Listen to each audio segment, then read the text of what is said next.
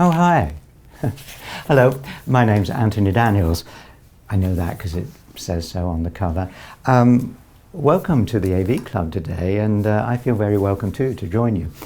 And I'm here principally, well, to talk about two things. First of all, the rise of Skywalker, which is coming out on digital and Blu-ray very, very soon. So you can enjoy that along with the documentary that goes along with it.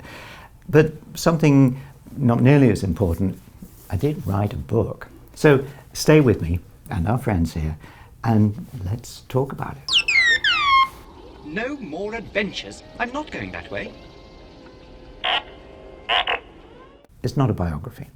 It talks about my years concerning Star Wars, because they are really seminal to me. Okay, my birth was seminal, obviously, but Star Wars really is the biggest thing in my life, at least professionally, and big enough to have a book of its own, that people who love Star Wars, people who love a story, the building of a story, might enjoy this book. A warning to readers, the educated ones, I break every rule of syntax and grammar and punctuation, quite deliberately.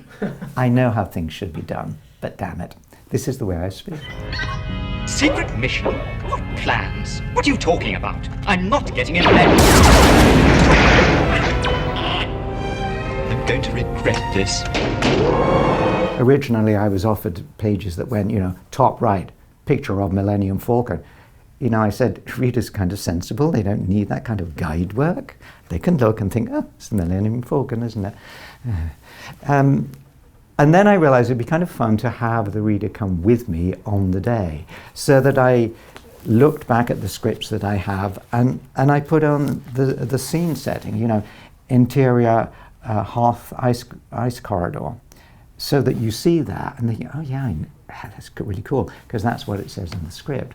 And then I go on to talk about what happened. And then ranging in my attic in boxes, which I had never looked at, to find pictures that maybe people hadn't seen. A picture of me with my footprints outside the Chinese theatre in Hollywood. Picture of me being another character, CZ3, who knew? And to make them look like a scrapbook. How did we get into this mess? I really don't know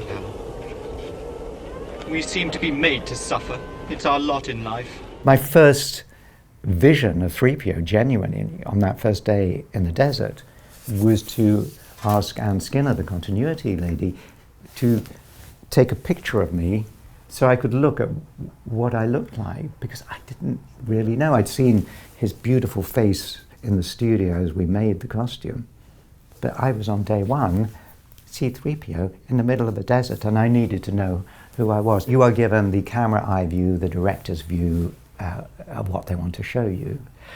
Delightfully, what you don't see is all the team behind, and it may be 6 people. I think when we shot the road to Jabba's palace, there was a remote-controlled R2 operator, there was a cameraman, there was George, a couple of people building the box that housed the camera, because behind a sheet of glass, so they could cut out the bit that would become Jabba's palace. When they covered this bit, put a matte painting in.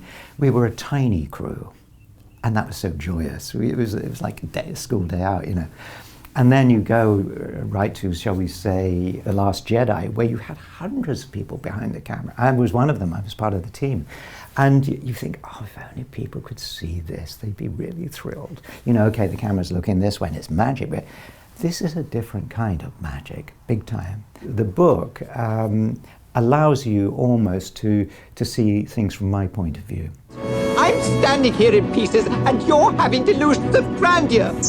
One of the things I admit to quite deliberately, because these are my thoughts and my feelings and my memories, and some of them are not great. I didn't expect to be wiped out of the original film, that the producers pretended I didn't exist. And I worked pretty hard on that film. I had more lines than anybody else, and suddenly I hadn't been there.